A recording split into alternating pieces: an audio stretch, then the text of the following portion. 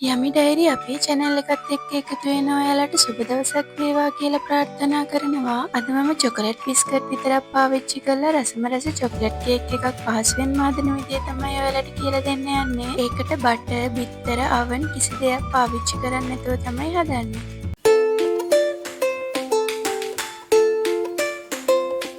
මම මෙතන chocolate biscuit පොඩි පැකට් 3ක් අරගෙන තියෙනවා. ග්‍රෑම් වලින් නම් ඔයාලා ග්‍රෑම් 250ක් විතර ගන්න.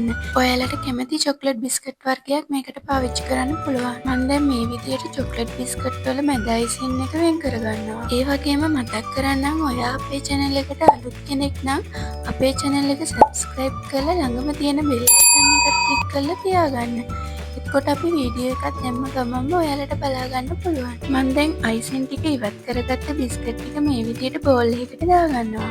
ඊට පස්සේ මේ විදියට බිස්කට් ටික මම හොඳට කුඩු කරගන්නවා. ඔයාලට බ්ලෙන්ඩ් කරලා වුණත් කුඩු කරගන්න පුළුවන්. මම දැන් බේකින් පවුඩර් තේහෙන දෙකක් මේ විදියට එකතු කරලා හොඳින් මික්ස් කරගන්නවා. මේකේ පොඩි පොඩි බිස්කට් කෑලි තිබුණාට කමක් නැහැ. අපි කිරි එකතු කරලා කවලක් කරගත්තී ඒව ඔක්කොම දිය වෙනවා. දැන් මං කිරි මිලිලීටර් 250ක් ටික එකතු කරගෙන බිස්කට් ටික කිරිත් එක්ක හොඳට දිය කරගන්නවා. ඔයාලට මෙතනදි පිටිකිරි උනත් පාවිච්චි කරන්න පුළුවන්. පිටිකිරි ගත්තේ වතුර මිලිලීටර් 250කට පිටිකිරි මේස් වැනි 4ක් විතර ගත්තනම් ප්‍රමාණවත්. දැන් මං චොකලට් බිස්කට් වලින් ගලවගත්ත අයිසින් ටිකත් මේ විදියට එකතු කරලා හොඳින් දිය වෙනකම් මික්ස් කරගන්නවා. දැන් මං ඔයිල් පේපර් එකක් දාගත්ත ට්‍රේ එකට මේ විදියට කේක් පැටර් එක එකතු කරගන්නවා. ඔයිල් පේපර් එකක් දාගත්තාම අපිට පහසුවෙන්ම කේක් එක ගලව ගන්න පුළුවන්. දැන් මං ෆොයිල් පේපර් එකකින් මේ විදියට ආවරණය කරගන්නවා. ඔයාලා මතක ඇතිව ෆොයිල් පේපර් එකේ සිදුරු දෙක තුනක් තියාගන්න. නැත්නම් ස්ටීම් කරද්දී ෆොයිල් පේපර් එකේ එකතු වෙන වතුර ටික කේක් එකට වැටෙන්න පුළුවන්. මං ලිපේ තමයි කේක් එක ස්ටීම් කරගන්න යන්නේ. මම මේ විදියට භාජනයක් ලිපේ තියලා ඒකට ස්ටීම් රැක් එක තියලා අපේ කේක් එක විනාඩි 30ක් විතර හොඳට ස්ටීම් කරගන්නවා. ඔයාලට රයිස් කුකර් එකේ වුණත් ස්ටීම් කරගන්න පුළුවන්.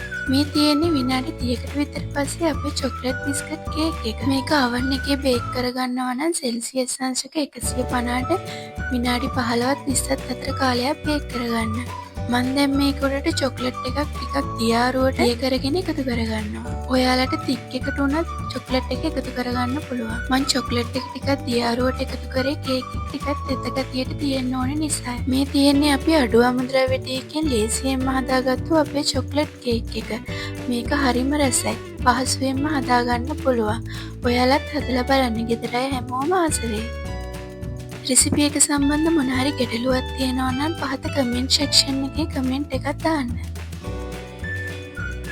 Thank you.